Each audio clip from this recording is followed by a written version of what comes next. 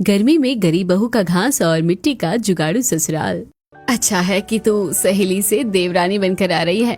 हाँ, मुझे भी यकीन नहीं हो रहा, हम दोनों ने पहले से ही सोचा था कि एक ही घर में शादी करेंगे। वही तो, जब इतनी गहरी दोस्ती है तो हम कैसे अलग हो सकते हैं। अच्छा ठीक है, तुम भी शादी की तैयारी करो, मैं भी यहाँ पर तुम्हारे आने की तैयारी करती हूँ, बाद में बात करेंगे। इतना कहकर सीमा कॉल कट कर देती है और कॉल कट करते ही उसका मुंह बन जाता है। तुम्हें क्या लगता है कि मैं तुम्हारी खुशी के लिए इस घर में शादी करवा कर ला रही हूँ?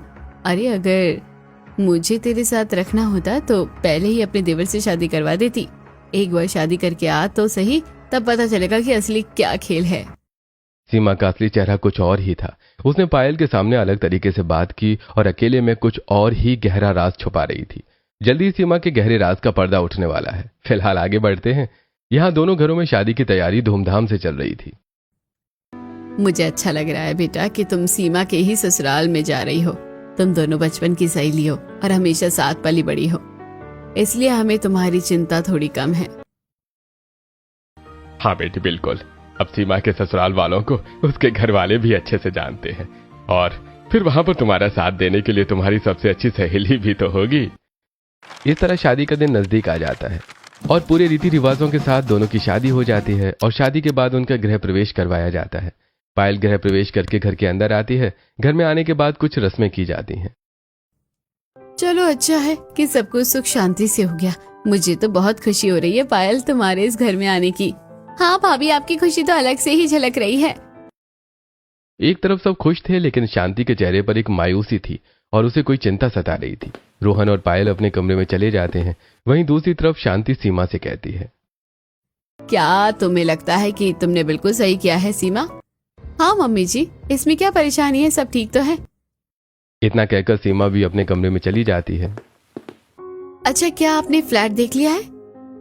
हाँ, देख रहा हूँ। वैसे मैं सोच रहा हूँ कि क्यों ना हम बाकी सबको भी अपने साथ ही ले चलें। अभी नहीं, पहले हमें वहाँ खुद जाकर देखना चाहिए। अभी रोहन की शादी हुई है, पहले उसे सब जिम्मेदारी लेने दीजिए, बस बाद में देखेंगे। हाँ ठीक है, तुम्हारी बात भी बिल्कुल सही है। उसके बाद सब सो जाते हैं और अगले दिन सुबह उठकर पायल सबके लिए पहली रसोई करती है। वो सबसे पहले सभी के लिए आटे का हलवा बनाती है। चूल्हा जलाकर उस पर कढ़ाई रखने के बाद वो आटे को घी में थोड़ा सा भून लेती है और उसको अच्छे से भून कर उसमें थोड़ी सी चीनी और पानी डालकर उसे अच्छे से मिक्स करके पकाने के बाद सबको खाने के लिए देती है। भाभी, हलवा तो आपने सच में बहुत ही स्वादिष्ट बनाया है। हाँ बहू, तेरे हाथों में तो एक अलग ही स्वाद है। हलवा वाकई बहुत स्वादिष्ट बना है। उसके बाद पायल सबके लिए खाना बनाने जाती है। वो सभी के लिए मीठे मीठे पेठे की सब्जी और साथ में आलू की भुजिया और गर्मा गर्म पूड़ी बनाती है। जब सभी हलवे के साथ ये सब खाते हैं तो सबको खाना बहुत स्वादिष्ट लगता है। सबसे पहले हमने सिर्फ मुंह मीठा करने के लिए हलवा खाया तो ये बहुत ही स्वादिष्ट लगा, और अब बाकी के खाने के साथ खा रहे हैं तो टेस्ट और दुगना लग रहा है। सच में बहू, तू तो बिल्कुल अन्नपूर्णा है। हाँ, खाना बहुत स्वादिष्ट है। हाँ चाची, आप तो मम्मी से भी ज्यादा अच्छा खाना बनाती हो। इस तरह सभी को पायल की तारीफ करते हुए देखकर सीमा अंदर ही अंदर जल भुनकर राख होने लगती है। इसी वजह से मैं इसकी शादी अपने देवर से नहीं करवाना चाह रही थी। जब देखो बस महान बनती रहती है। थोड़ी देर बाद जब मुंह दिखाई की रस्म होती है तो शांति की कुछ खास पड़ोसन वहां पर आती हैं। पायल उनके पैर छूती है और पड़ोसने पायल को देखकर उसे तोहफे देती हैं और कहती हैं, सच में शांति मानना पड़ेगा, छोटी बहू तो हीरा है हीरा। कितने सुंदर और साथ में संस्कार भी है। हाँ, हमें तो तुम्हारी छोटी बहू देखकर बहुत ही खुशी हो रही है। हमें तुम्हारी छोटी बहू बहुत अच्छी लगी।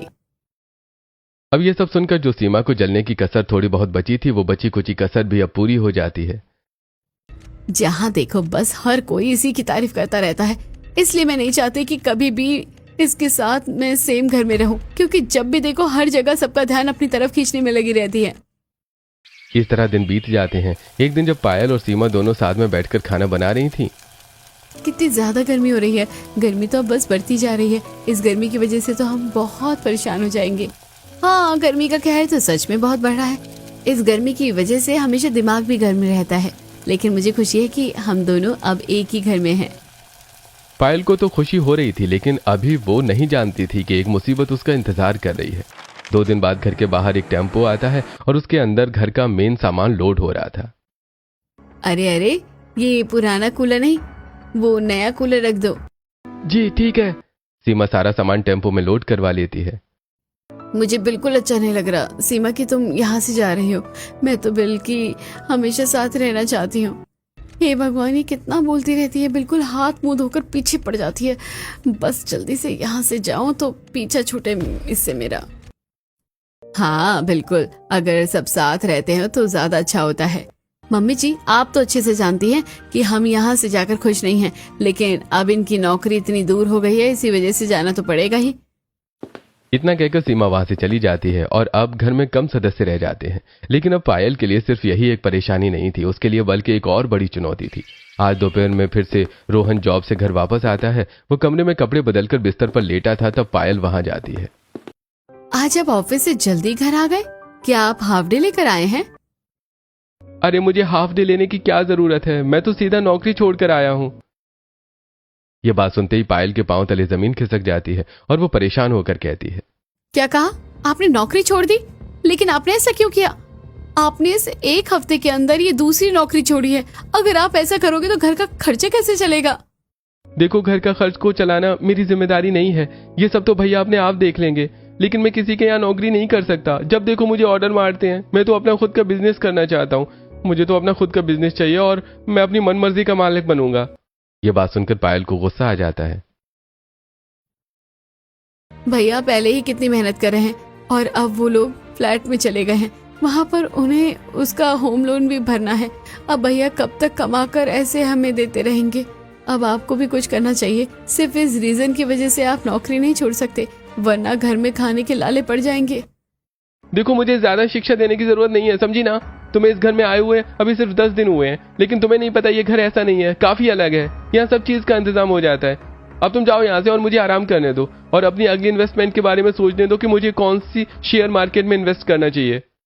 मुझे तो लगता है कि आपका बचा कुचा सब कुछ गंवाने का इरादा है। पिछली बार जो पैसे लगाए थे वो भी डूब गए हैं। कम से कम इस बार तो रहने दीजिए, ये एक जुआ है।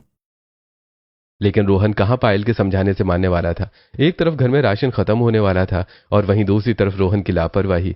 अब तो उसने बिल्कुल नौकरी ढूंढना भी बंद कर दिया, जिसकी वजह से पायल बहुत परेशान रहती थी। एक दिन, मम्मी जी, राशन खत्म हो गया है, अब हम क्या करेंगे? कोई बात नहीं बेटा, तू चिंता मत कर। मैं अभी पवन से कह देती हूँ, हमें कुछ वो पैसे भेज देगा। लेकिन मम्मी जी, भैया से इस तरह पैसे मांगना अच्छा नहीं लगता। पहले ही उनके ऊपर पैसों का लोड है, उनके ऊपर इस तरह और बर्डन डालना अच्छा नहीं है। मैं जानती हूँ बेटा, लेकिन हमारी मजबूरी है और हम उसके अलावा क्या कर सकते हैं? तुझे तो पता है कि रोहन का स्वभाव कैसा है। मुझे तो समझ नहीं आ रहा कि जब तुझे पहले ही पता था कि रोहन ऐसा है तो तूने उससे शादी करने के लिए हाँ क्यों कहा? नहीं मम्मी, मुझे शादी से पहले इन सब चीजों के बारे में कुछ भी नहीं पता था। ये बात सुनकर शांति के पांव तले जमीन खिसक जाती है। अरे मम्मी जी, आप चिंता मत कीजिए। मेरी फ्रेंड शादी करके यहाँ आएगी तो सब अच्छा हो जाएगा। हम दोनों इस घर में साथ रहेंगे। बेटा, मुझे उस चीज से कोई परेशानी नहीं है, लेकिन तुम तो रोहन की आदत के बारे में अच्छे से जानती हो ना। किसी भी लड़की की शादी रोहन से करवाना मुझे तो ठीक नहीं लगता। जब तक ये सुधर नहीं जाता तब तक इसकी शादी का कोई फायदा नहीं है। अरे मम्मी जी, आप चिंता मत कीजिए, मेरी सहेली आकर अपने आप सब ठीक कर देगी। उसे इस बारे में सब पता है। शांति भी आगे पायल को और क्या ही कहती। उदास होकर वो अपने बड़े बेटे पवन को फोन करती है। माफ करना बेटा, तुम्हारे वहां जाने के बाद भी मैं अभी तुमसे पैसे मांग रही हूँ, लेकिन तुझे तो पता ही है रोहन कैसा है। उसने फिर से नौकरी छोड़ दी है। इस रोहन का तो मुझे कुछ समझ ही नहीं आता मम्मी। पता नहीं कब समझेगा। अब तो इसकी शादी हो गई है, शादी के बाद तो इसे समझ जाना चाहिए। जब देखो बस इसी शॉर्ट ट्रिक में लगा रहता है कि इसे जल्दी अमीर होना है और किसी के नीचे काम नहीं करना है। ये कहीं का कोई राजकुमार है ना। बाकी आप चिंता मत करो, मैं राशन भिजवा दूंगा।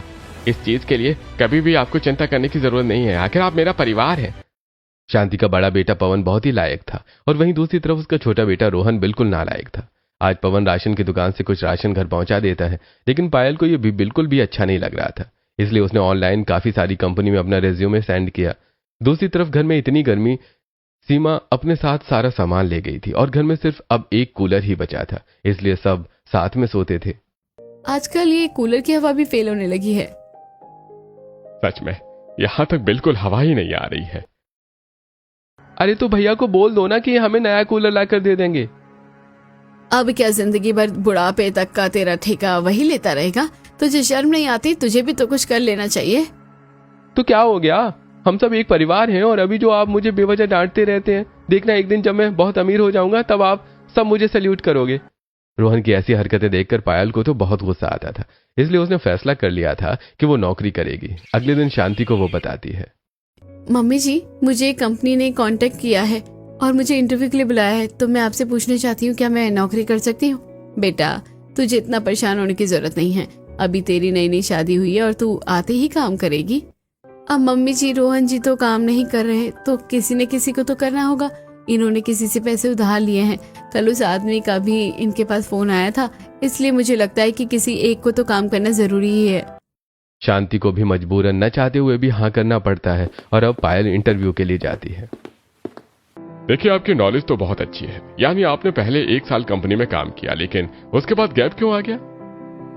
दरअसल उसके बाद मेरी शादी फिक्स हो गई थी और कुछ समय के लिए मुझे जॉब से गैप लेने को बोल दिया गया। ठीक है, तो कल से आप यहाँ पर ज्वाइन कर सकती हैं। Thank you so much sir. इस तरह पायल को जॉब मिल जाती है और वो खुशी खुशी घर आती है। जब ये बात सबको पता चलती है तो सब खुश होने के बजाय थोड़ा दुखी होते हैं। क्या बात है, आप सब इतना परेशान क्यों हैं? क्योंकि हमारे नालायक आवारा बेटे की वजह से तुम्हें नौकरी पर जाना पड़ रहा है। बहू, मुझे बिल्कुल भी अच्छा नहीं लग रहा।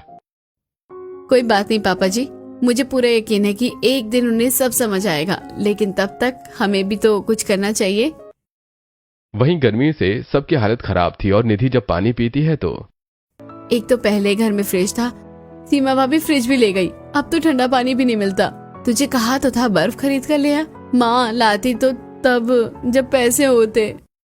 सबको परेशान देखकर पायल एक जुगाड़ करती है। वो रसोई के पास वाला एरिया, वहां की मिट्टी को अच्छे से खोद देती है। पायल ने निधि को घास लेने भेजा था, और निधि जब घास लाती है तब पायल वहां पर बहुत सारी घास रखकर उसमें पानी डाल देती है। फिर वो मटके पर गीला कपड़ा लगाकर उस मटके को उसके अंदर रख देती है।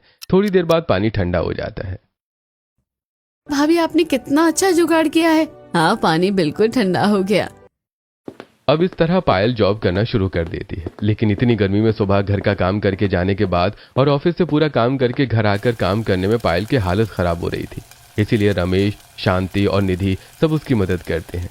जब अगले दिन पायल ऑफिस से घर वापस आ रही थी तो बाप रे, कितनी ज्यादा गर्मी है। इतनी गर्मी में तो पूरा सिर घूमने लग गया है। पायल घर आती है तो देखती है कि निधि आटा गूंथ रही थी और शांति और रमेश दोनों मिलकर सब्जी काट रहे थे। मम्मी जी, पापा जी, आप दोनों को इस तरह परेशान होने की कोई जरूरत नहीं है।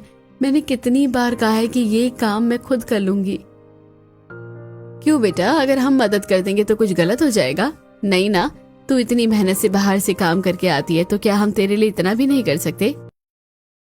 हाँ बहू, चिंता मत करो, हम खाना अच्छा बनाएंगे। हाँ, तुम्हारे जितना स्वादिष्ट नहीं बना पाएंगे, लेकिन खाने लायक तो बन जाएगा। हाँ भाभी, अब जल्दी से नहा लीजिए, फिर हम साथ बैठकर खाना खाएंगे। अपने ससुराल वालों का इतना प्यार देखकर पायल बहुत खुश होती है। उसके बाद वो नहाने जाती है, लेकिन पानी बिल्कुल ठंडा नहीं था बल्कि गर्म था। वो बाहर आती है तो देखती है कि रमेश जब गर्मी में चूल्हे के सामने बैठा था तो उसे घबराहट, बेचैनी होने लगती है और चक्कर आ जाते हैं। इस बात से सभी बहुत घबरा जाते हैं और उसे जल्दी से हॉल में लाकर चारपाई पर कूलर के सामने लिटाया जाता है। सब गर्मी की वजह से हुआ है। एक तो ये कूलर भी कितनी कम हवा देता है। सभी को गर्मी से परेशान होता देखकर पायल को बिल्कुल भी अच्छा नहीं लगता। गर्मी से सबकी हालत खराब हो रही थी और उसके पास इतने पैसे नहीं थे कि वो अभी कुछ नया कूलर या एसी खरीद सके। रात को वो इसी चिंता में सोती नहीं और करवटें बदलती रहती है। तब अचानक से पायल को एक आइडिया आता है। बचपन में हमें याद है हम कैसे मिट्टी के घर में रहते थे। हमारे गांव में तो ऐसी बहुत सी चीजें हैं, क्यों ना मैं भी अपने गांव वालों के लिए ऐसा कुछ करूं। इससे उन्हें गर्मी कम लगेगी और फिर कुछ समय बाद मैं पैसे जमा करके उनके लिए कूलर ले आऊंगी। पायल को बहुत अच्छा आइडिया आता है। अगले ही दिन वो इस बारे में सबको बताती है और निधि के साथ जाकर तसले में नदी किनारे से मिट्टी लेकर आती है। भाभी, इस तरह तो हमें बहुत चक्कर लगाने होंगे मिट्टी के लिए। हाँ निधि, करना तो होगा, क्योंकि पापा जी की तबीयत गर्मी की वजह से कितनी खराब हो गई है। अगर किसी को भी हीट स्ट्रोक आ गया तो बहुत दिक्कत हो सकती है। इस तरह पायल और निधि दोनों गर्मी में बहुत मेहनत करती हैं और ढेर सारी मिट्टी लाकर आंगन में जमा कर लेती हैं। भाभी, आज तो बहुत थक गए हैं, अब बाकी काम कल कर लेंगे। अब पायल सबके लिए ठंडे पानी की शिकंजी बनाती है और जब सब पीते हैं तो सबको अच्छा लगता है। ओह, मजा आ गया, आपने बहुत अच्छी शिकंजी बनाई है। हाँ, आज तुमने इतनी मेहनत की, उसका रिवॉर्ड है। फिर तो लगता है कि डेली ही मेहनत करनी पड़ेगी। अब अगले दिन पायल ऑनलाइन एआई की मदद से घर को ठंडा रखने के लिए बहुत सी चीजों के बारे में पढ़ती और समझती है और उसके बाद निधि को दिखाती है। देखो, हमें घर को ठंडा करने के लिए ये सब करना होगा। सबसे पहले घर की दीवारों को मिट्टी और घास से लीपना शुरू करते हैं। अब पायल और निधि घर के अंदर की दीवारों को मिट्टी से लीपना शुरू करते हैं। उसमें शांति भी थोड़ी बहुत उनकी मदद कर देती है। पायल के मना करने के बाद भी शांति नहीं मानती और इस तरह उनका अंदर की दीवार का काम जल्दी ही खत्म हो जाता है। उसके बाद वो बाहर की दीवार को शुरू करते हैं।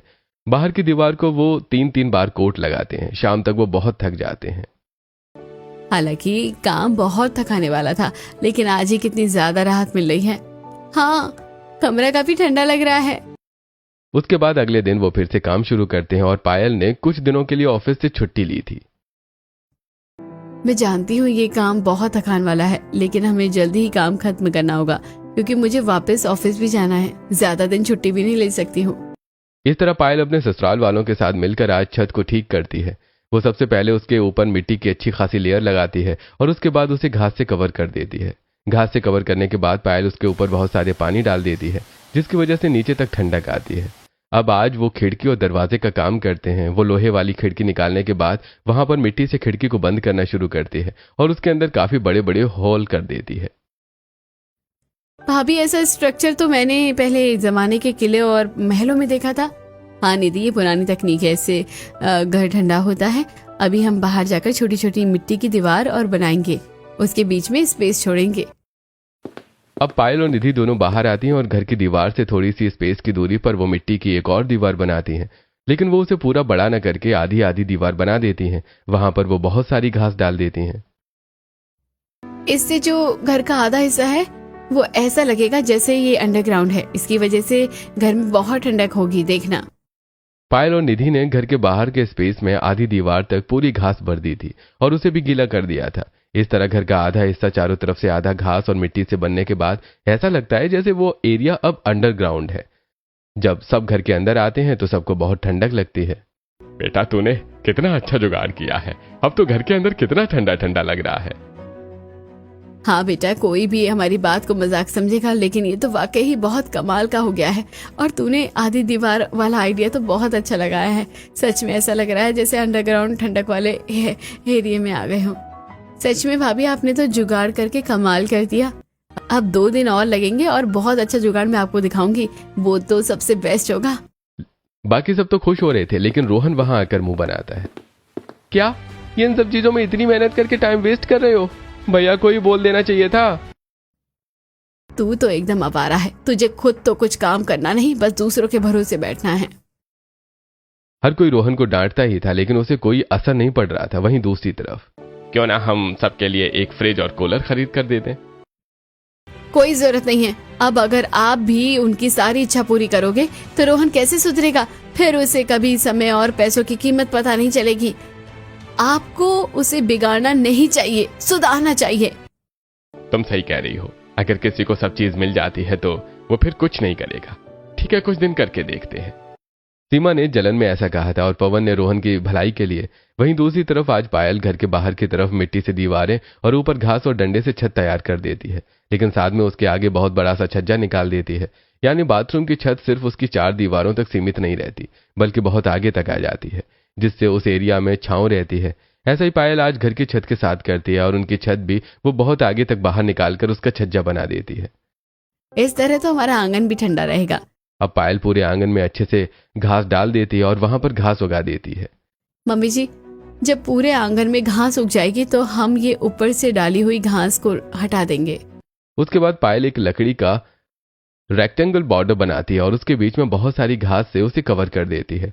उसमें वो मजबूत रस्सी बांधने के बाद घास को अच्छे से फिक्स करती है। साथ में नीचे उसके 4 पैर बनाकर घास की चारपाई बना देती है। इस तरह पायल मेहनत से सारा काम कर रही थी। एक दिन में ये सारा काम खत्म हो जाता है और अगले दिन वो बाथरूम के बाहर वाली छत की छांव गड्ढा खोद कर इसमें ईंटों से एक छोटा सा गोला बनाकर स्विमिंग पूल बना देती है और वहां पर पर्दा लगा देती है। अब आपका ठंडा घर और ठंडा बाथरूम तैयार हो गया है। ये सब देखकर सब बहुत खुश होते हैं। उसके बाद पायल निधि के साथ मिलकर मिट्टी का एक ठंडा फ्रिज बनाती है। वो मिट्टी का बना हुआ ढांचा रख देती है और उसके ऊपर घास को रख देती है। अब उसके अंदर मिट्टी के बर्तन में खाना रख देती है। खाना भी काफी देर तक ठंडा रहता है। वहीं दूसरी तरफ घर के बाहर जो आंगन में उसने शेड बढ़ाकर छांव बनाई थी, उसमें वो अपना चूल्हा लगा देती है ताकि घर के अंदर गर्मी ना हो। वो काफी मेहनत से अपना मिट्टी का चूल्हा बनाती है। सच में कोई तो ऐसे ही कहता है, लेकिन मैं सच कहती हूँ कि मेरी छोटी बहू लाखों में एक है। बहू, तूने सच में साबित कर दिया कि जहां चाह होती है वहां राह होती है। इस तरह सब बहुत खुश होते हैं और अब वो गर्मी में ठंडे घर में रहते हैं। वहीं दूसरी तरफ रोहन की आदत नहीं सुधर रही थी। उसने फिर से पैसे इन्वेस्ट किए और फिर से उसे लॉस हुआ। अरे यार, ये फिर से सारे पैसे हार गया मैं तो। इस तरह दिन गुजर रहे थे और कुछ दिन बाद पायल बहुत सारी लकड़ी, घास और मिट्टी लाती है और उन सभी को इकट्ठा करने के बाद उसका कूलर की तरह ढांचा तैयार कर देती है।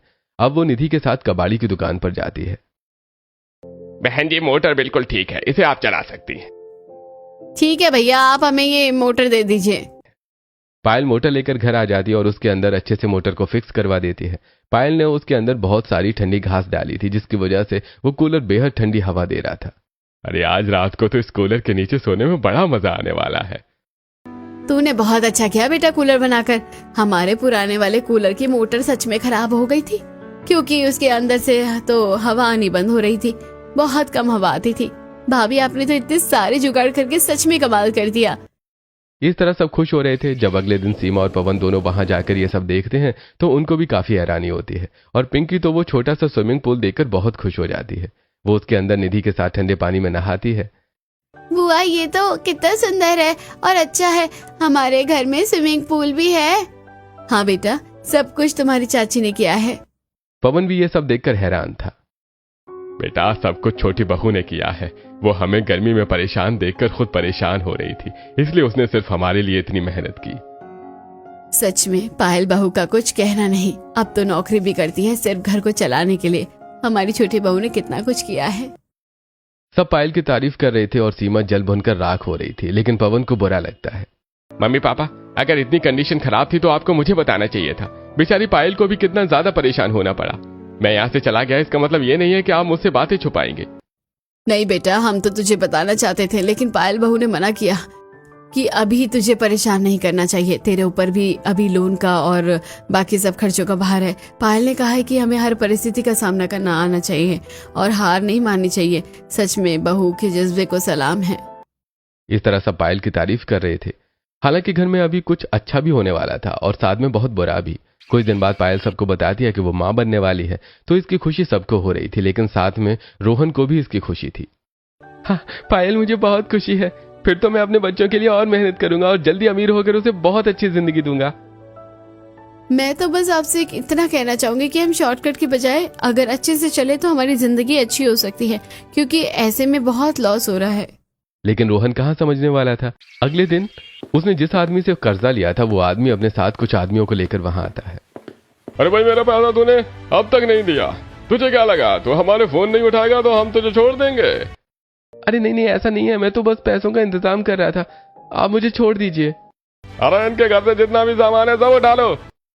वो अंदर जाते हैं तो उन्हें कुछ खास सामान नहीं मिलता, बस लकड़ी का कूलर मिलता है। तो उन्हें गुस्सा आता है। वो वहां का सामान तोड़ देते हैं। पायल उन्हें रोकने की कोशिश करती है। कृपया करके ऐसा मत कीजिए, हमने बहुत मेहनत से इस घर को बनाया है। लेकिन वो आदमी पायल को धक्का मारकर गिरा देते हैं। ऐसा मत समझना कि हम तुझे छोड़ देंगे। तुम्हारे तो घर में भी कुछ ढंग का नहीं है। धमकी देकर आदमी वहां से चला जाता है। लेकिन रोहन को पायल की बड़ी चिंता होती है, तो वो उसे जल्दी से हॉस्पिटल लेकर जाता है। वहां पर पायल की डॉक्टर उसे चेक करती है। अभी तो बच्चा और माँ बिल्कुल ठीक है, लेकिन अगर दोबारा ऐसा कुछ हुआ तो कुछ भी हो सकता है, ध्यान रखिए। ये सब देखकर और ऐसा सुनकर रोहन के मन में डर बैठ जाता है। आज रोहन लाइफ की सिचुएशन को देखकर बहुत सीरियस था और गुमसुम भी। वो किसी से नजरें नहीं मिला पा रहा था कि उसकी वजह से ऐसा हुआ। वहीं दूसरी तरफ पायल भी मायूस थी कि इतनी मेहनत से उसने जो जुगाड़ किए वो सब खराब हो गए। लेकिन पायल के अंदर अलग ही जुनून था। इतनी आसानी से वो कहाँ हार मानने वाली थी। वो उन सबको ठीक करती है। सबसे पहले जो फ्रिज टूट गया था उसे ठीक करती है। बेटा रहने दे, अब क्यों दोबारा मेहनत कर रही है, सब खराब हो गया। तो क्या हुआ मम्मी जी, यही तो जिंदगी है। जो खराब होता है उसी को संवारना होता है, चाहे वो मिट्टी हो या सोना। ये बात रोहन के मन को छू जाती है और वो अब पायल का ऐसा जुनून देखकर उसकी मदद करता है। ये देखकर पायल बहुत खुश होती है। कोई किसी से कुछ नहीं कहता, लेकिन सब एक दूसरे को देखकर फिर से हिम्मत करते हैं और सब कुछ ठीक करते हैं। जो फ्रिज टूटा था उसे ठीक किया जाता है, बाहर जो मिट्टी की दीवार खराब थी उसे दोबारा ठीक करके उसके गैप में घास को डाला जाता है, फिर दोबारा चारपाई को भी ठीक किया जाता है। इस तरह सब कुछ ठीक हो जाता है और इस बार वो नए सिरे से कूलर बनाते हैं। इस बार रोहन ने कूलर बनाने में सबसे बड़ा सहयोग दिया। देखो पायल, तुम्हारी तरह तो अच्छा नहीं बना लेकिन कोशिश की है। ये अच्छा है, बल्कि मुझसे भी बेहतर।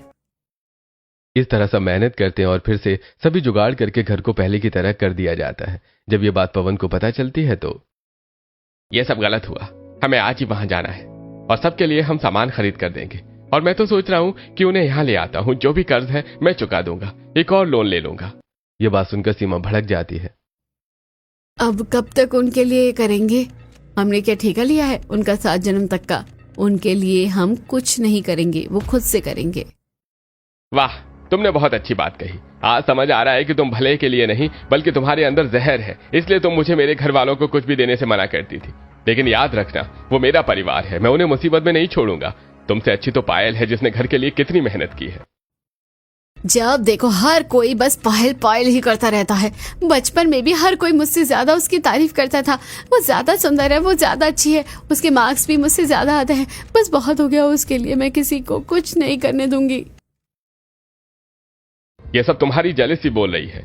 इसलिए जब तुम्हें रोहन की सच्चाई पता चली तब तुमने जानबूझकर अपनी सहेली को इस शादी में फंसाया, क्योंकि उसे दुख देकर तुम्हें अच्छा लगता था। लेकिन उसने तुम्हारे लिए हमेशा अच्छा सोचा। उसका मन साफ है, वो दूसरों के लिए जीती है, इसलिए सब उसकी तारीफ करते हैं। तुम जब अपने घर वालों के लिए पैसे भेजती हो तब सब सही है। आज के बाद यहां पैसे भेजने हैं तो खुद कमाना, लेकिन मैं अब अपने परिवार के लिए ही सब करूंगा। ये बात सुनकर सीमा हैरान थी। और पायल से चिढ़ना बंद करो। तुम्हें पता है जब माँ ने पायल से कहा कि रोहन के साथ उसकी शादी गलत हुई, और क्या तुम्हें लगता है कि सीमा कसूरवार है? तब जानती हो पायल ने क्या कहा कि सीमा मेरे साथ गलत कैसे कर सकती है, वो मेरी सहेली है। उसने तो सब मेरे भले के लिए सोचा होगा और हम दोनों का साथ उसे अच्छा लगता है, इसलिए उसने ऐसा सोचा। कुछ गलत हो रहा है तो वो सीमा की गलती नहीं, मेरी किस्मत है। इतना कहकर पवन वहां से चला जाता है और ये सब बातें सीमा की आंखें खोलती हैं। उसे भी बहुत बुरा लगता है। सीमा पवन के पास जाती है। मुझे माफ कर दीजिए, मुझे ऐसा नहीं करना चाहिए था। चलिए हम सब साथ में चलते हैं और इसका सॉल्यूशन निकालते हैं। पवन को खुशी होती है और सब वहां जाते हैं। पायल, सब कुछ खराब हो गया था, तुमने तो फिर से सब ठीक कर दिया। इस बार सबने मेरी मदद की है, रोहन जी ने भी। ये तो हैरानी की बात है। हाँ भैया, लेकिन अब मुझे एहसास हो गया है कि शॉर्ट ट्रिक्स में कुछ नहीं रखा। बिना मेहनत किए कुछ नहीं मिलता। मैंने अब एक जगह नौकरी करना शुरू कर दिया है। चिंता मत कर, तेरा कर्ज उतारने में मैं तेरी मदद करूंगा। और अगर तू ऐसे ही रहा तो मुझे बहुत खुशी होगी। मैं चाहता हूं तू जिंदगी में बहुत तरक्की करे। मैं आप सबके लिए नया कूलर लेकर आऊंगा। नहीं भैया, आज तक आपने मेरे सारे गलत कामों को संवारा है। बड़ी मुश्किल से मुझे अकल आई है। इस बार मुझे खुद सब करने दीजिए। मैं चाहता हूं मेरा बच्चा भी देखे कि उसके पापा मेहनती हैं और अब मैं लापरवाही नहीं करना चाहता। सभी को रोहन की इस बात पर गर्व होता है, वहीं सीमा पायल से। मुझे माफ करना। माफ तो तुम्हें मैं नहीं करूंगी। सीमा डर जाती है, क्योंकि तुम फ्लैट में जाने के बाद हमें भूल गई हो और हमसे मिलने भी नहीं आती। फिर से पायल की अच्छाई देखकर सीमा का दिल पिघल जाता है और अब सबके साथ अच्छे से रहती है। अब पवन और सीमा कुछ दिन के लिए पायल के बनाए हुए जुगाड़ू घर में ही रहते हैं। मानना पड़ेगा, एसी भी फेल है यहाँ के आगे। अंदर भी कितनी ठंडक है और बाहर भी तो अच्छी शेड लगाकर तुमने गांव में स्विमिंग पूल के साथ घास वाली ठंडी चारपाई भी बनाई है। हाँ भाभी, अब तो बाहर भैया ने शेड में भी पंखा लगा दिया है, वहाँ बैठकर अब और अच्छा लगता है। आज शाम को सभी वहां बैठकर स्नैक्स खा रहे और पड़ोसन भी वहां आती हैं। वहां मिट्टी की शेड और घास की चारपाई पर जब सब बैठे होते हैं तो सच में मजा आ गया। मानना पड़ेगा, शांति बहू चुनकर लाई है। हाँ, मेरी दोनों बहुएं कमाल है। इस तरह परिवार में सब ठीक हो जाता है और अब परिवार खुशी खुशी अपने बनाए हुए जुगाड़ू ठंडे घर में रहता है, क्योंकि अभी रोहन को पहले बहुत से हिसाब चुकाने थे और अब वो अपनी पत्नी के सपोर्ट से सब कुछ ठीक करता है।